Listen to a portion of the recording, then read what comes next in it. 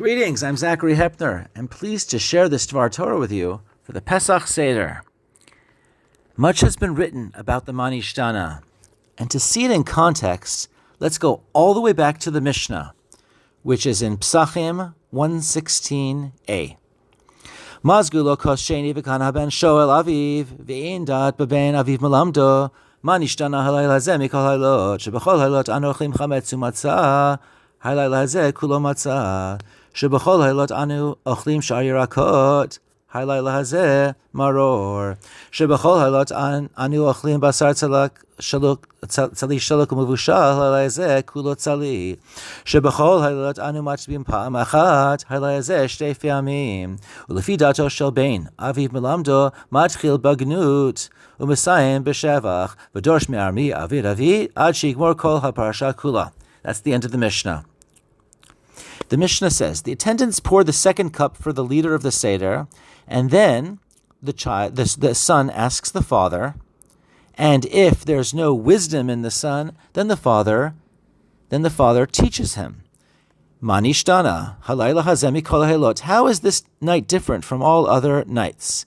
Etc. And then it goes through 4 questions that are well known. Please note that there is a temple-related question which is replaced today with a question about leaning.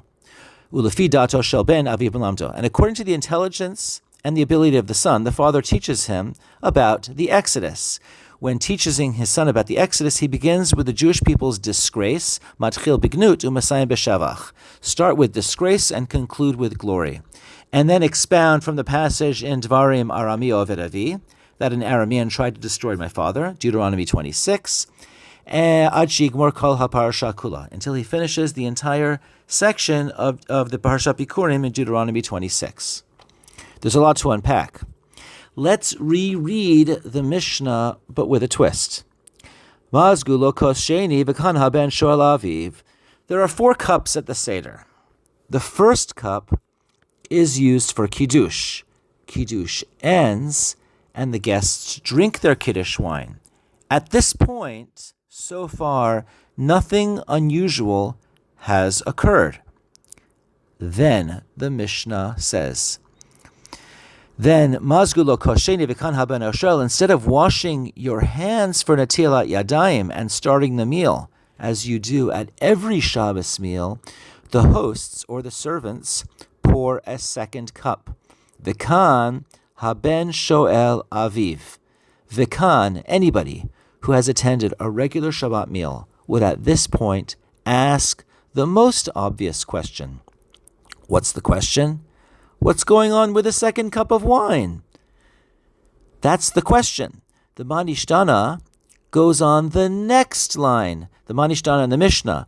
V'im ein dat baben aviv melamdo. If the son does not pick up on that, then he is either unwise or he's uncurious. And Mah Nishtana halayla hazeh mikol habeilot shebechol haylot, etc. How is this night, in what way is this night different from all other nights? Shebechol haylot is one of the many answers. We have formulaic 4 answers. So the real question is the question which is not even mentioned in the MISHNA. Why are you pouring a second cup of wine, which we never do on a regular Shabbat? But when someone does not ask that question, then we recite a pro forma question with formulaic answers. Note that all 4 questions in the MISHNA are events in the Seder that will take place later in the Seder. The matzah has not yet happened. The maror, not happened yet. The dipping, not happened yet. The roasted food, not happened yet. The unasked question, why are you pouring a second cup of wine, is organic. It goes with the flow, no pun intended. The real question asked by a son or guest without any prompting. The Mah Nishtana is very different. It's asking a forced question. And the answers are all formulaic. They are 4 chosen answers. Among them there are many more answers. Furthermore, The answers help prepare the unwise or uncurious participants for what's going to come later in the meal. So we've covered two issues. First is the expected question, and the famous part of the Mishnah, which we know about and we think about at the Haggadah, is the pro forma question and the formulaic answers. So let me ask you a bigger Mah Nishtana question, or let me ask you the Mah Nishtana of the Mah Nishtana. For the Mishnah to insist that when an organic question is not asked, for a pro forma question to then be asked, why is it so important for a question to be asked at all? The Mishnah does end v'doresh me'arami oved avi, that you're required to darshan, to do a close reading of Parashat Bikurim from Arami oved avi. So why do you need to start with a question at all? How about pour the second cup and then begin the Magid with a drisha of Arami oved avi? The answer is actually quite simple. There are 4 sons in the Torah: Exodus 12, Exodus 13, and Deuteronomy 6. V'haya ki yomru aleichem b'neichem, v'higadta levincha, v'haya ki yishalcha bincha, ki yishalcha vincha machar lemor. This person is the Chacham, Rasha, Tam, and She'eno Yodea Lishol. Whichever one of these 4 psukim make for each of those 4 characters, that makes for great Torah.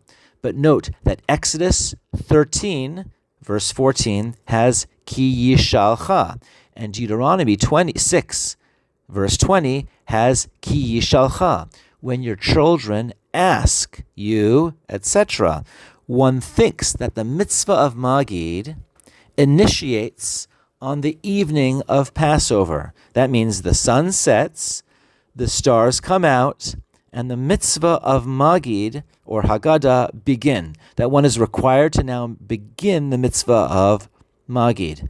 Not so, implies the Mishnah. The chiyuv of Magid only begins when your son asks a question. The chalot of Magid require first ki yishalcha, and only after ki yishalcha is then your dialectic and education as part of Magid. You can learn all the drashot of Arami Oved Avi the entire evening, and that counts as a mitzvah of Talmud Torah. But for it to be called the Magid of the Haggadah, it must be precipitated by a question. But what happens if there is not a question asked? You might be in an uncurious crowd. You might be with people who know it all, or they know more than you. You might be in many different circumstances that simply prevent a question from being asked. Chazal realize that. So they activate the chalos of mitzvat Magid with a pro forma question. Mah Nishtana, etc. With that little initiation, from now going on forward, any Torah of the Haggadah afterwards is not only Talmud Torah, but it's an integral part of the Magid. There is so much more that can be unpacked by this Mishnah and the short Gemara that follows. But there's one takeaway. You can learn Torah in the Beis Medrash, or on a boat, while jogging, or in the subway. But Magid is different. Hashem wants to take you out of bondage. You have to be there in person. You have to be active. You have to be part of that dialogue. And the Torah tells us how to be there. Questions. Ask questions. May this year be different from next year, because may we be asking questions during the Magid next year. L'shana haba'ah b'Yerushalayim. And remember, the answer to the question is to ask more questions. Chag kasher v'sameach.